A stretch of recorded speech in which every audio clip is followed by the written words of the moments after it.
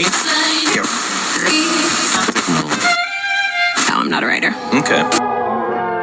Something is about to break.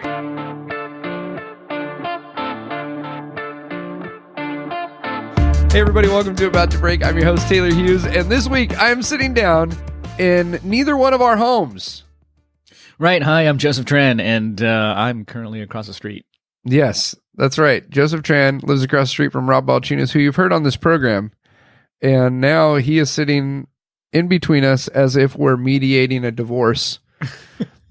But I mean, it's a valid point. I'm very excited, man, because Joseph and I, Joseph Tran, who you would have heard about, I've already done the intro where they've heard all about you.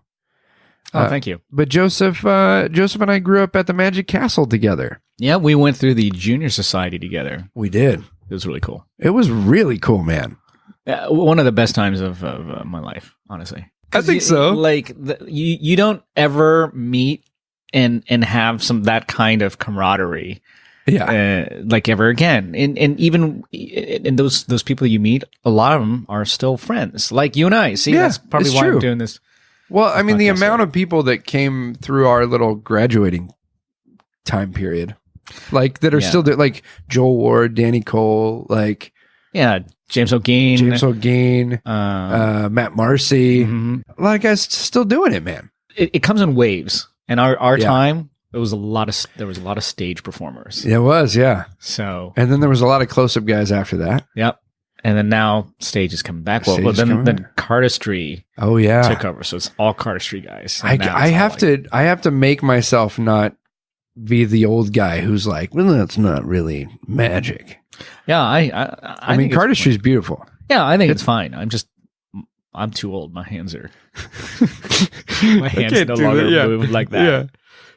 I'm still doing, like, I'll meet like these young guys and they'll like, do a trick and then they'll be like, show me a trick. And I'm like, which one of Michael Ammer's Easy to Master Card Miracles would you like me to do for you? Because I'm still doing stuff I learned when I was like 10 years old. Shoot, For money. Yeah, right. Now You're not going to believe how ambitious this card is. He is so ambitious.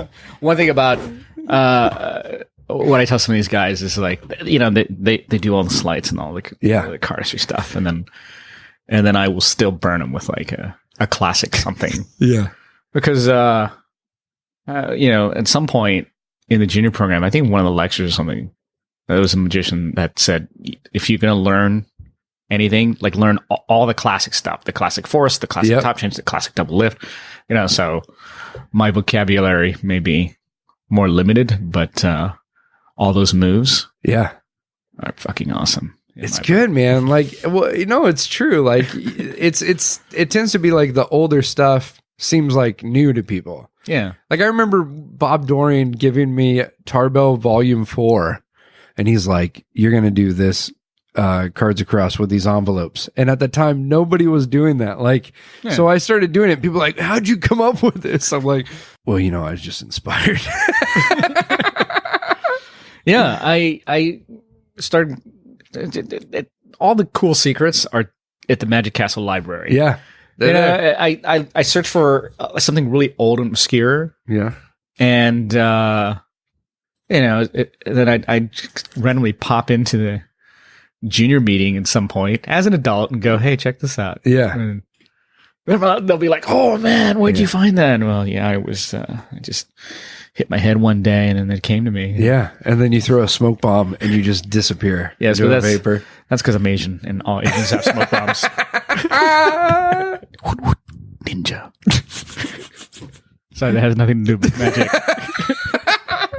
So we're at Rob's house right now because your house is being what is it? You're filming something at your home? Yeah. Are we allowed to talk about this? At my house. I didn't sign an NDA. I didn't either. So yeah, I can talk about it. No, these producers came and to our house, and I think they knew us through some friends or something. Oh, okay. They said, didn't just "Hey." show up like the Jehovah's Witness. Yeah, like, yeah. Otherwise, I would have ducked behind the door. No, they said, "Hey, we would like to take a look at your house," and then they said, "Hey, can we pay you money to film here?" And I was like, "Yes, you can. Yes, you can. Sure." Yeah, because something's got to pay for this house. I live in Los Angeles. Yeah. So yes. That's great, man. Yeah, and so they're That's shooting like the over there dream. right now. That's like a dream. Someone show up to your house and be like, "Hey," because both of us go on airplanes to pick up checks. Yeah, pretty much. So Right? it's nice to have checks where you literally don't have to really go anywhere. That's great. So it's nice to, just walk across the street and do this podcast and get paid for it. And Well, you're not getting paid for this podcast. You do know that, right? oh, right. Yeah, So this is anyway, it was really great. Thanks. See you soon. I don't know. I'm making so much money off this. I do feel bad. I just the amount of money that is made off this podcast. Yeah, no, it's really cool. This is one of those times where it's feast or famine, Yeah. and then like this is one of those times where I just finished a Peller at the Magic Castle, and Yeah. then during the daytime we were helping set up the shoot here Yeah. with the crew, and this weekend, like as I'm telling the crew like, yeah, don't do this, or yeah, that's totally cool, or helping them do whatever it takes. Yeah. I have to also set up my show. So Right.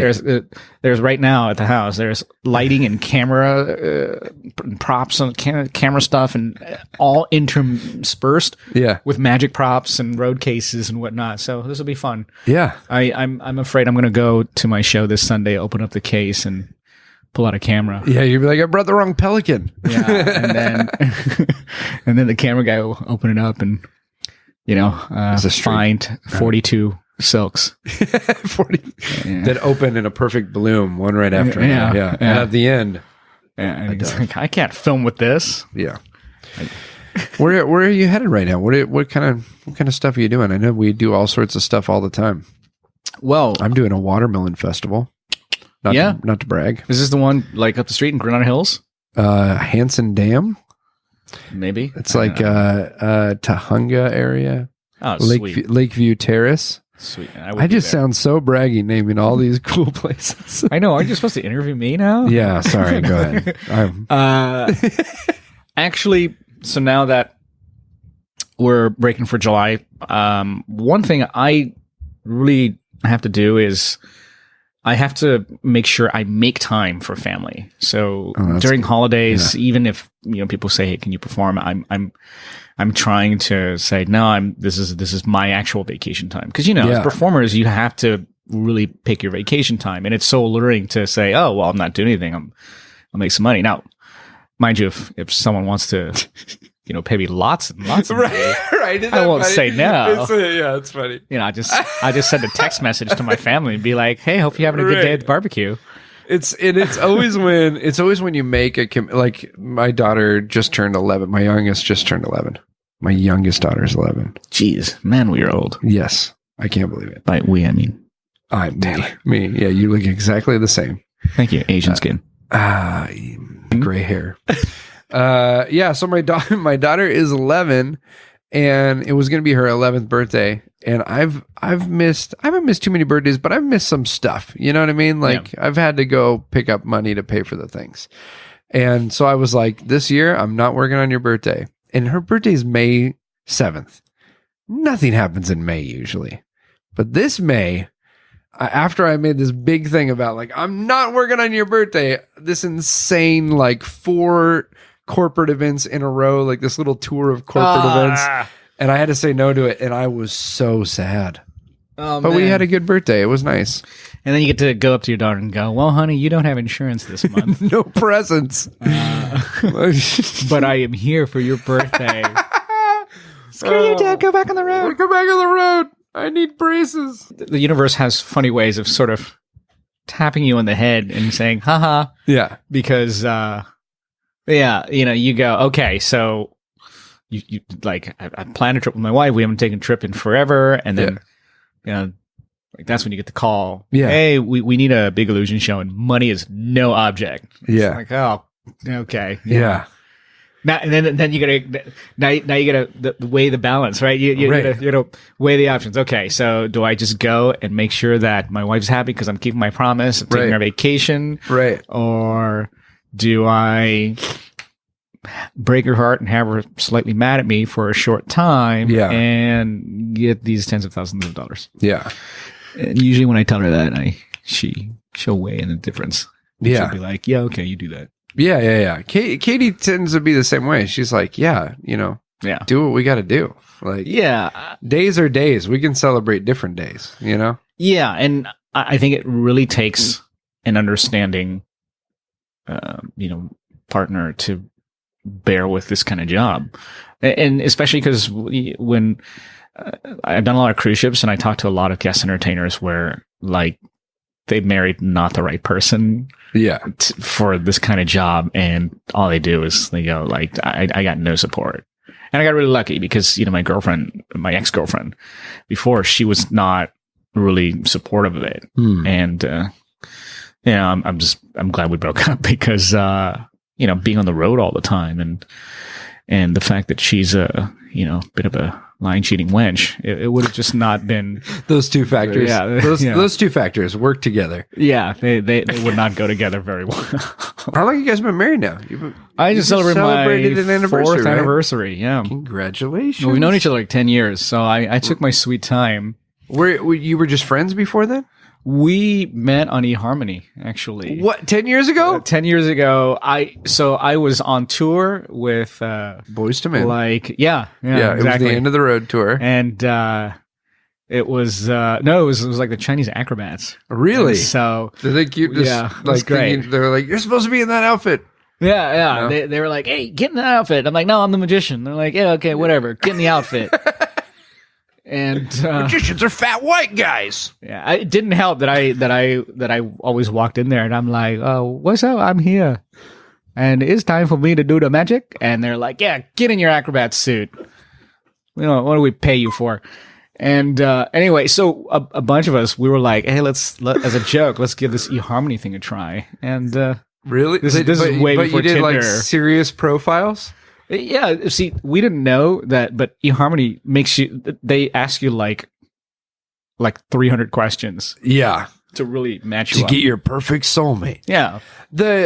Nowadays everything is like that. That is like that's dating now, right? I don't know. I'm looking to Rob. No, everything is. I haven't dated since I was 15. I haven't dated since I was. I haven't dated in 32 years. Okay. Oh. I've been told it's all digital now. Right? Yeah, it's all online. Because eHarmony now is now the place where you go when you have no hope or something. Because now it's all about swipe left, swipe right, and the algorithm takes care of the rest. Yeah, I've literally seen people at restaurants doing this. Yeah, just swiping right. Just like it's a numbers game. Yeah, somebody made this thing where he put his phone. Like if you want to see this, listeners, you go find this meme, but. He put his phone down and he took like this thing looked like a ninja star. And he attached it to a motor and he put it down on the phone. And so all the star was doing is it was automatically swiping right for him. It's like, how lazy do you have to be to swipe right? And then I was like, damn, I would probably be doing the same thing. Actually, you'd have a whole bank of phones. You'd have like computer system looks like NASA. Yeah. But this when you guys did this eHarmony thing, this was back when it was like, oh, I'm going to do online dating. Like it was like people would be like, oh, we met online. Like. Yeah, people were like, hey, you actually met someone online? Yeah. So you did the eHarmony thing. Yeah, and then we wrote back and forth, and the first time she saw me was when I was headlining at the castle, actually. So that's helpful. A little bit of home court advantage right there. Yeah, that's helpful. Like first time we saw each other in person, of course I saved her a seat, and then the curtain opened. Oh, come on. And I lit my hand on fire, and the bird came out of my ass. It was like amazing. It's amazing. That's really, setting the bar high. Yeah, pretty much. Yeah. And I've not achieved that bar ever since. You've got your posse card. You're buying drinks. Yeah. Gave her a tour. Oh, yeah. Showed her the Houdini room. Showed her the other rooms. What other rooms? The close-up gallery, the parlor. What are you guys thinking? Jeez. I was thinking Dante, but... Oh, yeah. Yeah, so she has no desire to be... on the stage. People are like, "Oh my god, yeah, you need to put your wife on stage." And I'm like, she's a writer. She has no desire to be on stage. Plus, I'm kind of a believer of you can't shit where you eat. kind of thing. Probably a better way for you to phrase that about your wife, but yeah, I get it. No, that's what someone told me. You can't shit where you eat, or don't bite the hand that feeds you. No, that doesn't work. Yeah. But no, I'm lucky. I've had some really, really talented dancers on the show, and so I've never really needed to put my wife in the show. And actually, there was one time I put my little sister in the show. Yeah. So some of the listeners would be like, yeah, it's Jennifer, because we saw her at the castle, and we tried to hit on her and everything. Okay. So,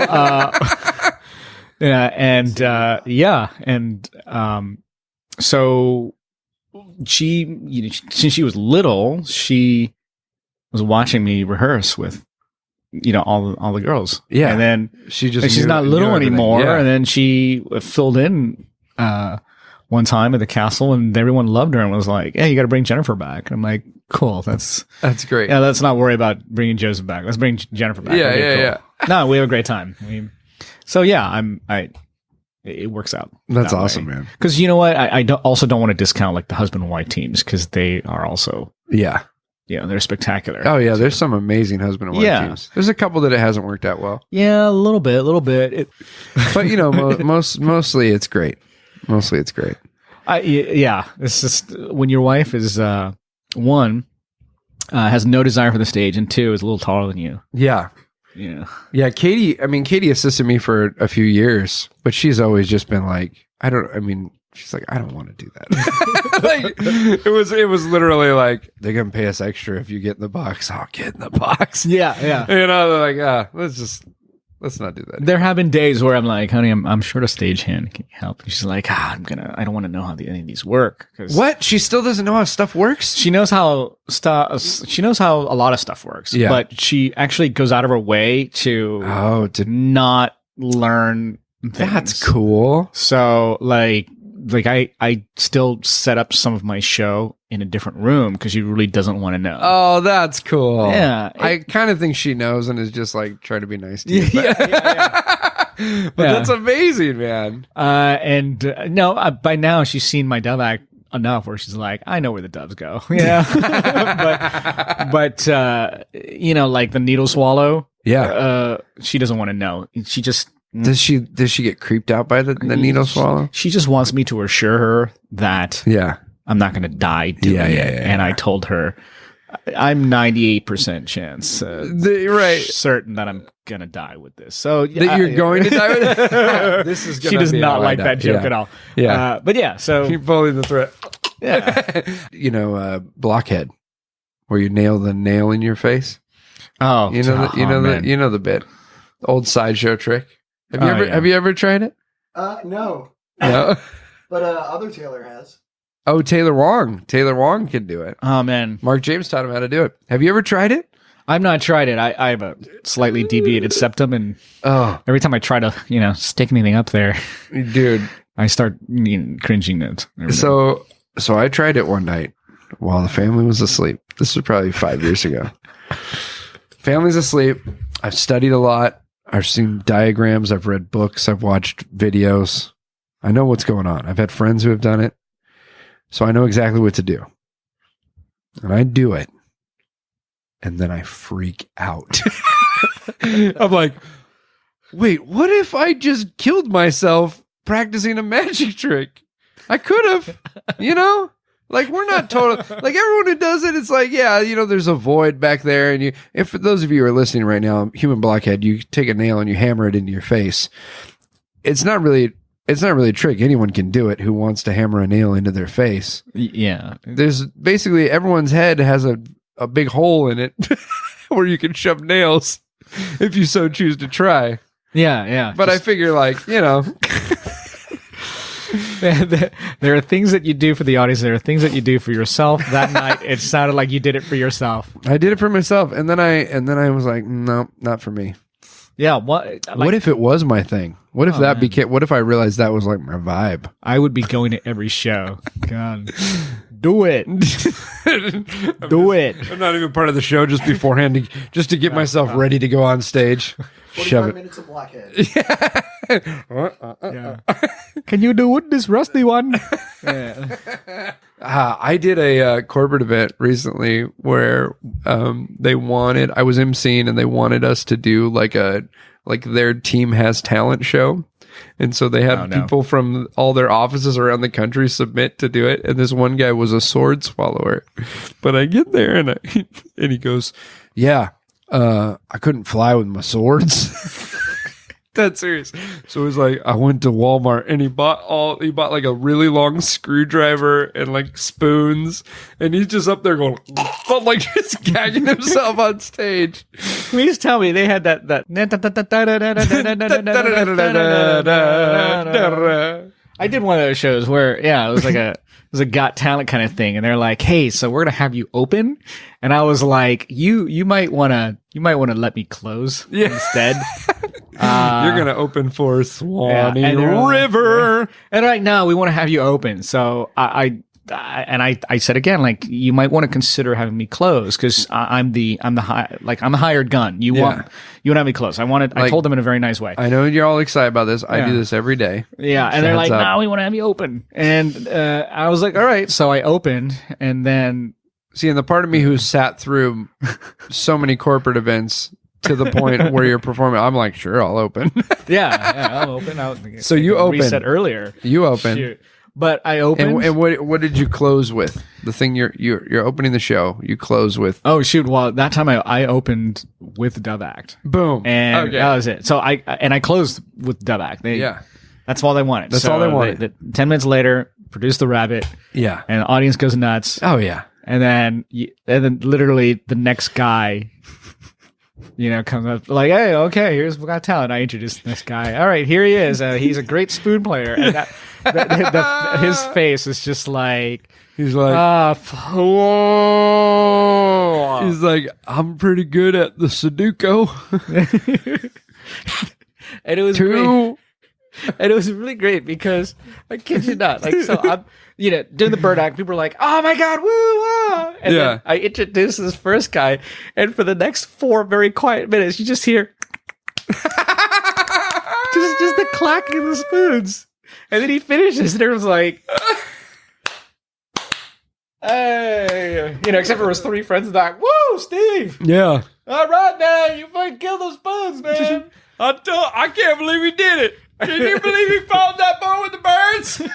I love when we talk about, like, not so bright guys. We give them an Alabama accent. Why don't we always do that? Because Alabama's not.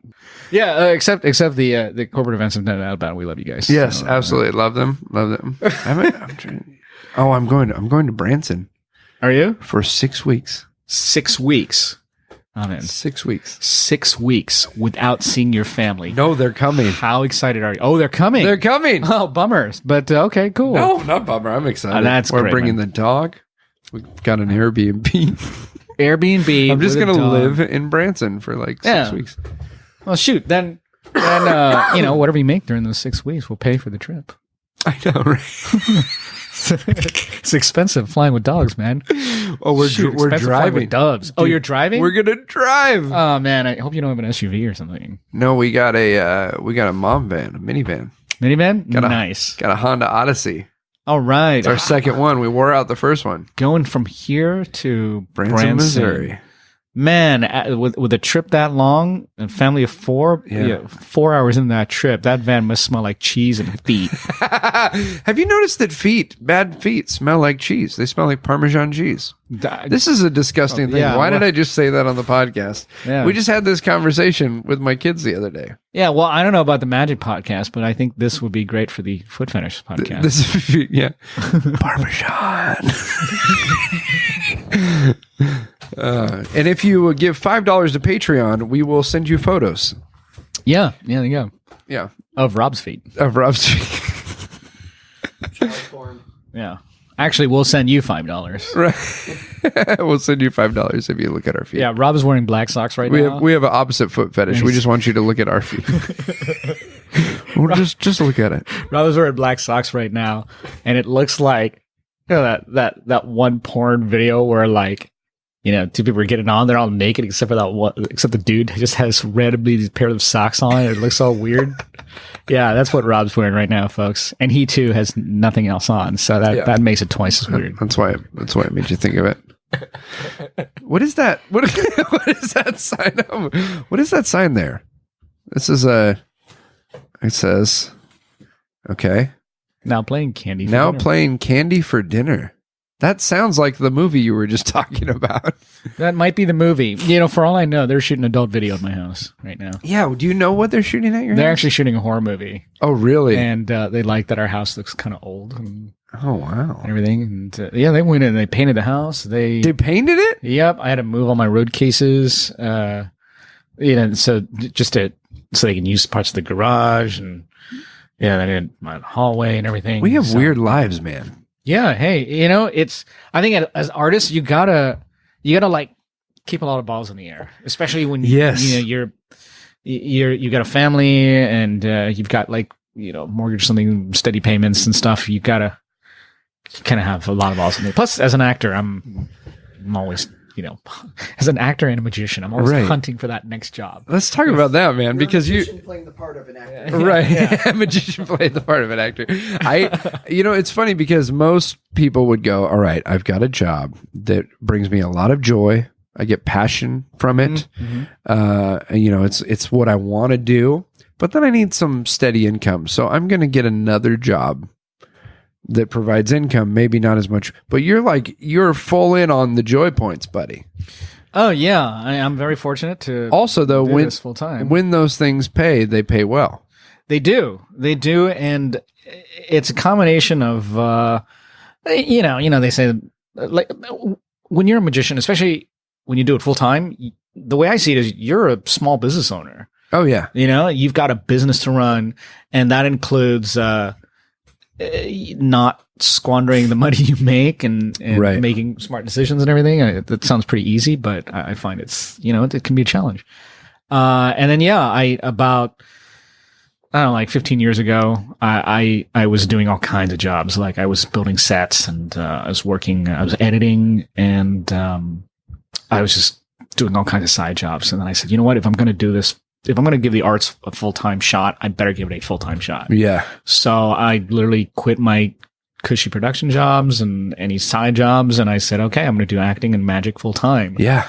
And, I haven't looked back. The hard part is, I think when you try to do so much, your time is spread out, like really spread out. And there are times, you asked me earlier, like, what are you up to right now? Well, now that I have some downtime, I get to take a look at all of my material and I go, okay, well, what needs to be fixed? What needs to be repaired?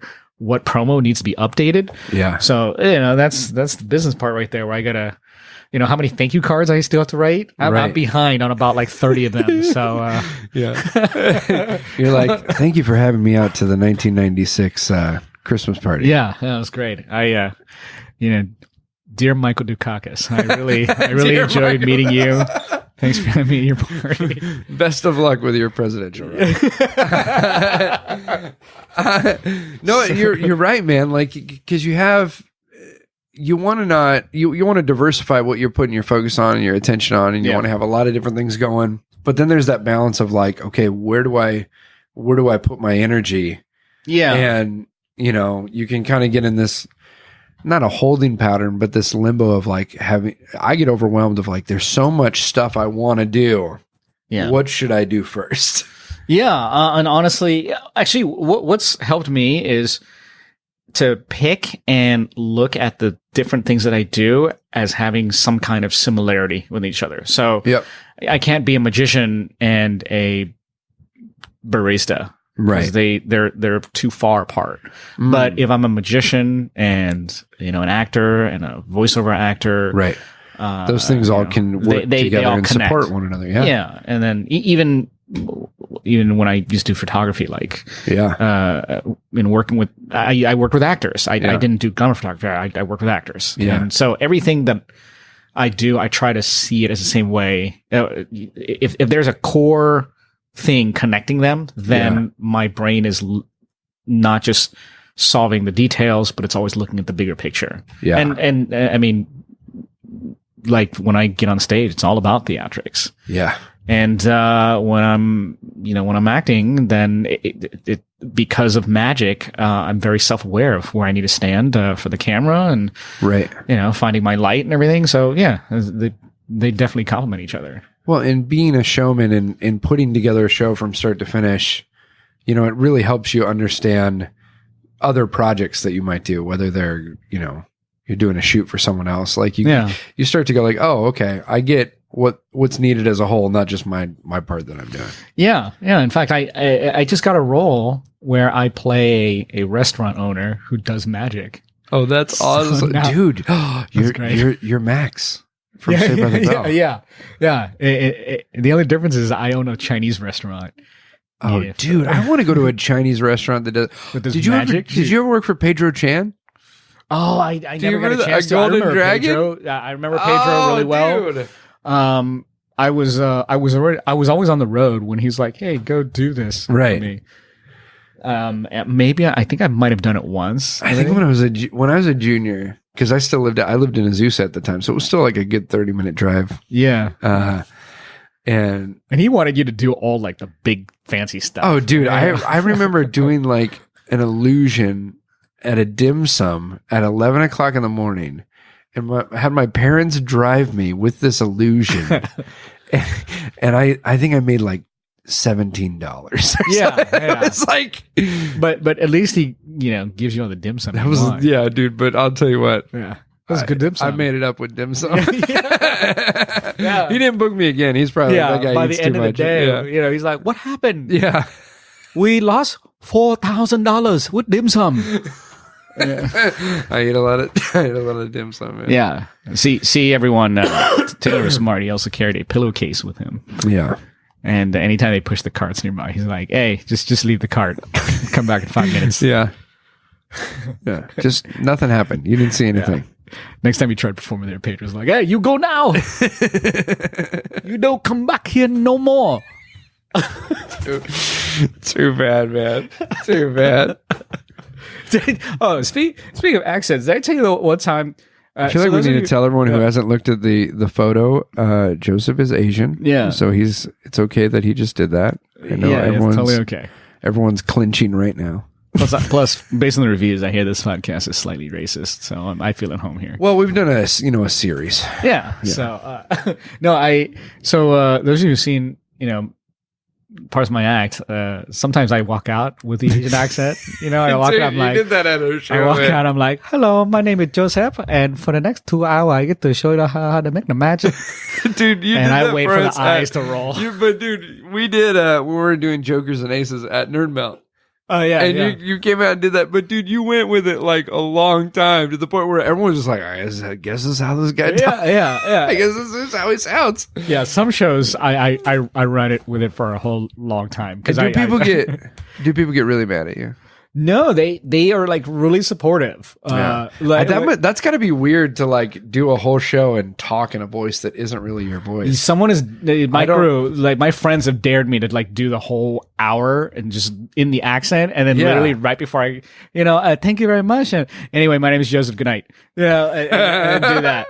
But most people are like really supportive. Like one time I was doing a show and I started doing the accent. My friends came to see the show and they sat in the second row and they all like I walk out and I'm like, "Hello, my name is Jose, and for my first trick," suddenly they all started laughing like crazy. Yeah. The poor old lady in the front row, she turns around, she's like, "Shh, he's trying so hard."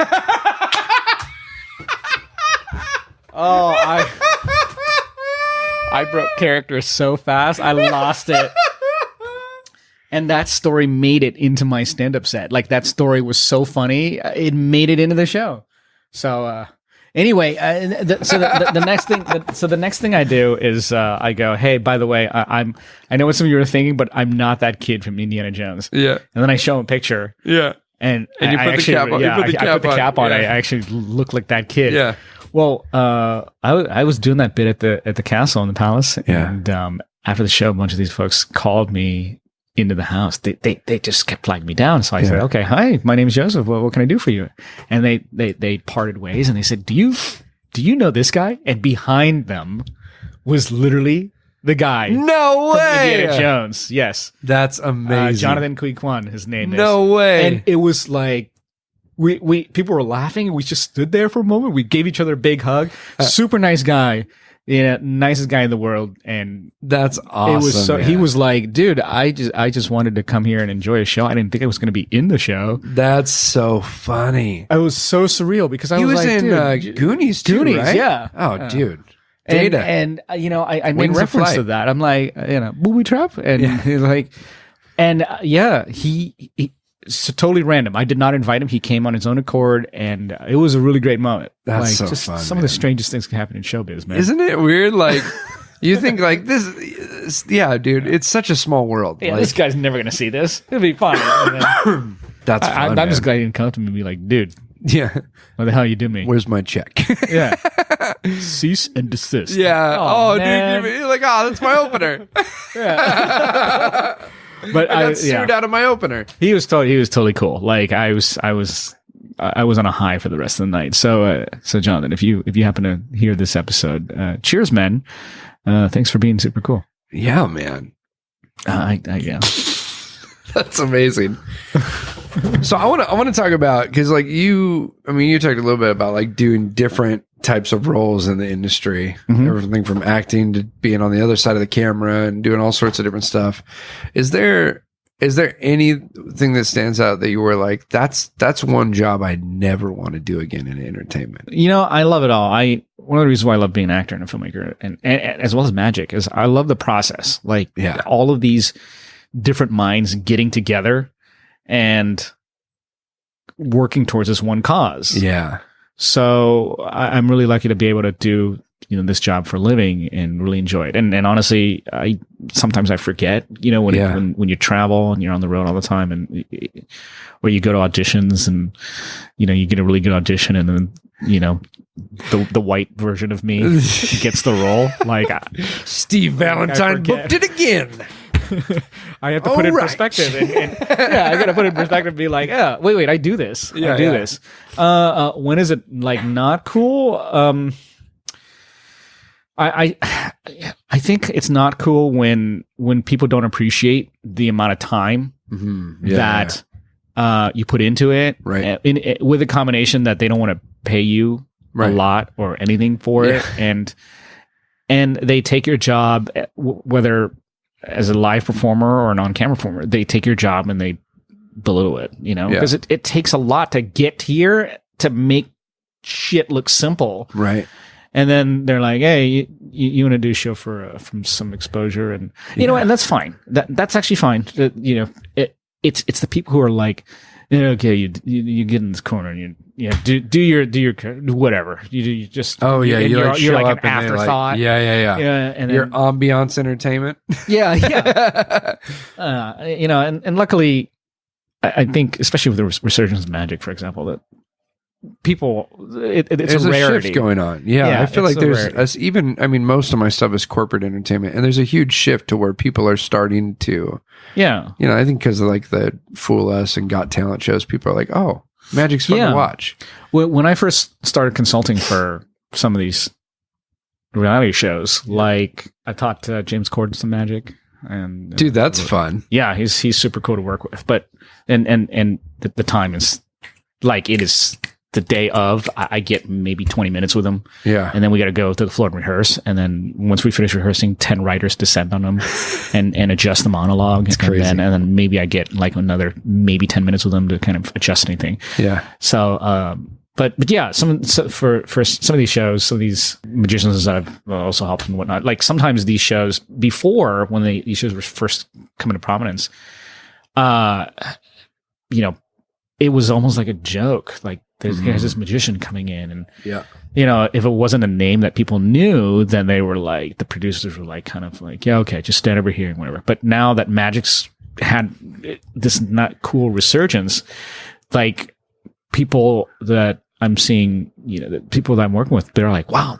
we have a magician here. This is really cool. That's so good, man. You know? So yeah, and I'm always, and this is also a craft where you have to really encourage and be supportive of your fellow members, because if you take the time and are cool with everyone, and like it elevates the whole art. Oh yeah, like I know everyone's heard that before, but it's true, so man. true in it's this true. art. And I mean, it's an old saying, but like our competition is not other good performers. It's the thing that hurts us is people who aren't doing well or who are struggling, and they show up and do a show that doesn't go well. Well, then probably not going to book a magician again. Yeah, because they're going to say like, "Oh, that other magician didn't do well." Right. But shoot, I would like to help that magician and not just say, "Oh, that guy was terrible," and not do anything. Yeah. I guess that's the other side of the coin, where. I can see a little bit of hate on some of the social media where it's like I'll see a young kid just kind of trying to ask some questions, and then he gets crapped on by older magicians, by some of the older magicians. Yeah, just it's be supportive and and whatnot. Anyways, people criticizing someone's outfit, their wardrobe. Yeah. So I'll come in. I'll be like, "Hey guys, what do you think of this?" And some guy named Taylor goes, "Dude, you're an idiot." It's always a guy named Taylor. Yeah. He's always the last name Hughes. Yeah. But yeah, shoot, like we referred each other to jobs we couldn't do, and well, and I mean, there's been lots of times we jumped on the phone and been like, "Okay, look, thanks for recommending me for this. What do you know about it?" You know what I mean? Let's set each other up for success and try to help each other out. And what's funny is, like, I had a client who told me it came down to two magicians, right? And then they called me. Mic? Yeah, pretty much. Yeah. And they called me and they said, "Hey, sorry, we decided to go with Taylor Hughes." Yeah. Wow. Right. And I told them like, "Oh man, that guy is awful. Big mistake." Yeah. I was like, "Hey, no, Taylor is great, and you're making a really great choice. You cannot go wrong with him. And no worries. You're like, so clearly it was about budget, right? I was like, dude, to me, I was like, it's Taylor's turn. All good. And you know what? The client ended up hiring me back 4 months later. So good. It worked out. It's so good. Well, and I think it's a good place to be when you can see that, you know what I mean? And even when, like, there's been so many times when I've gotten calls for stuff and I've been like, that should be Joel Ward that does that. You know what I mean? Or that should be like, like you think like that gig fits this person so much better. You know what I mean? Like, When you have someone calling you, I need an Asian magician. Taylor, I heard you could do that. I'm like, no, you need Joel Ward. Joel does do a really good Chung-Ling Soo. Oh, jeez, man. Oh, that's something we don't talk about, man. What's the deal with like Chung-Ling Soo? His posters are still up everywhere. Yeah, well, it's just one of those things where it's easier just to kind of let it fade into the background than to, have to deal with how he's. Yeah. He's a part of history, and it's a part of a different time. Right. Like I've got comic friends who, even like some really, really big comic friends who they deal with this, and like a joke they told years ago. It's like, it's a different time. Yeah. So yeah, it's crazy how, I mean, we can get into this, but like we've come a long way. We need to go a lot further, but we haven't come that far and that long. Like I was watching with my kids, like going back and watching TV shows I watched when I was a kid. And like, I'm going like, "Oh brother, what really?" Like, Zach Morris, calm down. Zach Morris is an asshole. Yeah. Like Pepe Le Pew is a creepy rapist. Oh yeah, totally. Holy shit, man. Yeah. I used to laugh every time he did that. Like, look at that, how he forces the lady to do the things. And now he's licking her. No means no, man. Yeah.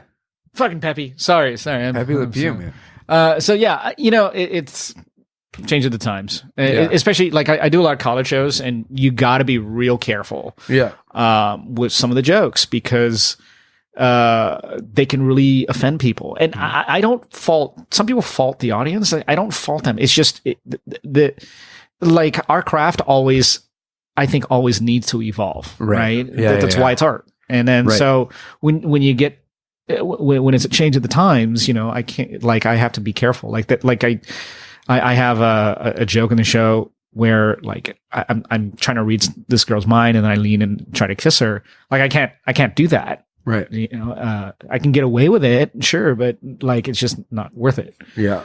And Yeah. I think it's just always got to be mindful. I've even been, I mean, I do a lot of self-deprecating humor. Yeah, that does help. Yeah, it does help. And it's so easy for me. But I know, but I've really been thinking about that even as of late. We've had so many people who have like been in really not healthy situations with just their own, viewpoint of themselves and all that. And so I've been like, oh, maybe I need to stop, besides the fact that like magic's starting to get like a cooler vibe now. So like, it doesn't work as well. Like making fun of the fact that you're a magician doesn't get the same reaction it did 5 years ago. Yeah. All I can do is be me, and I'm always missing the cool train. So it's fine. Just a couple of middle-aged dudes talking about how to be cool. Yeah. Excuse me. Is this how you dab? Yeah, like. Jeez, man. Yeah, that's wrench. Sorry, ratchet. Whatever it was. Yeah, that's a wrench.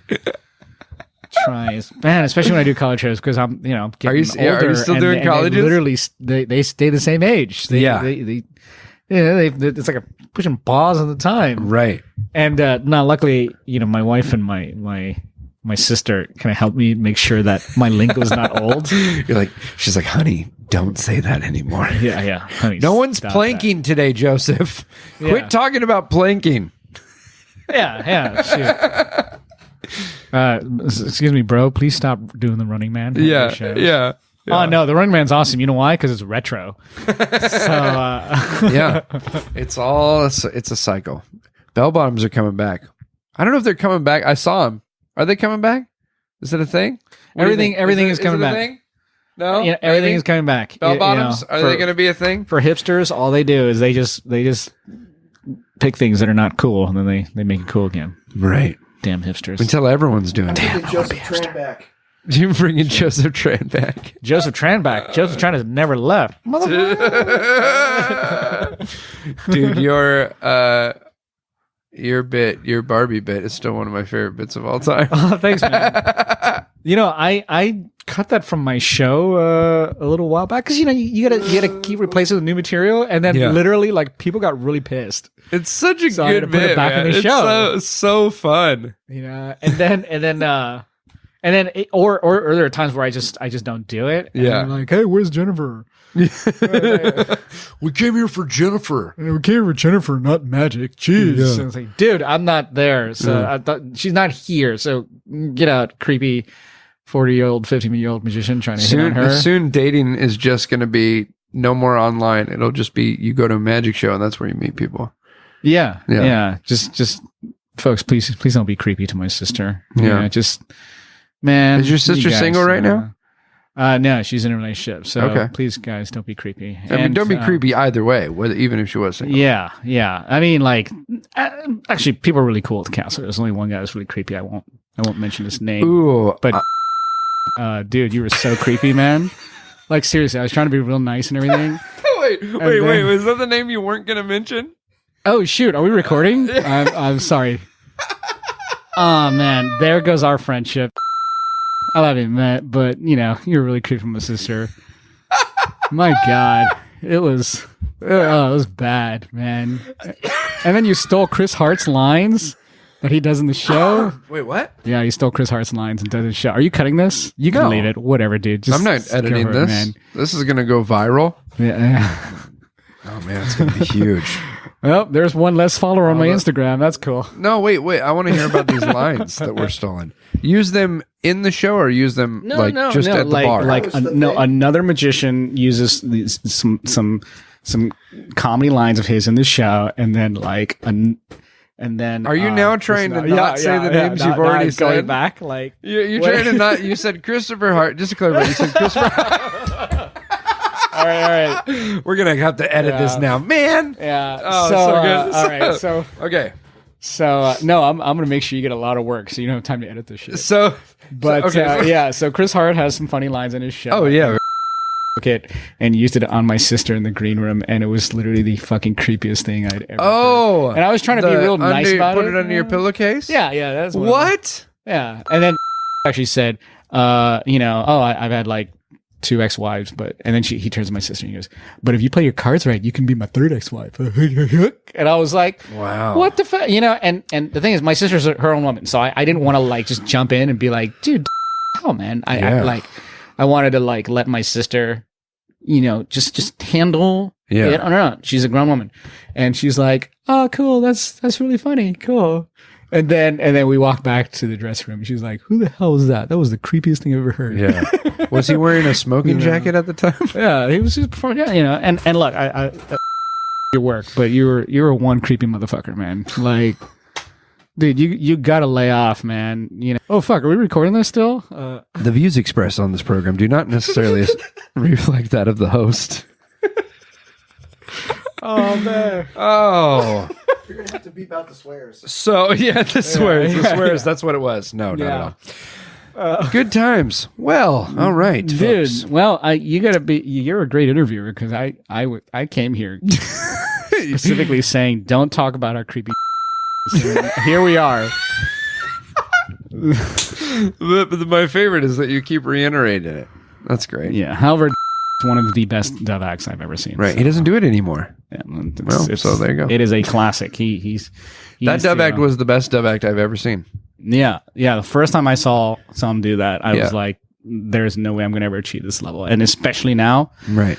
There's no way I'm going to ever achieve this level because I think he's going to attempt to sue me over this podcast. So, well, So anyway, my name is James Holguin, and oh man, like 5 minutes ago, you could have been like, yeah, I'll just bleep that out. Yeah, I could have. But now we're like, I can't cut that shit out. Hang on. Sorry, folks. 3, 2, 1. So yeah, it is really tough doing this job. Sometimes. Yeah, you feel like you're about to break. Oh my goodness. Okay. Dude, what's your favorite trick to do? Ooh, my favorite trick to do? Yeah, like I know that's really hard because we got a lot of favorite tricks. Right. I can't even answer that, but I don't know. Yeah. I don't know what my favorite trick to do is. That's a good question.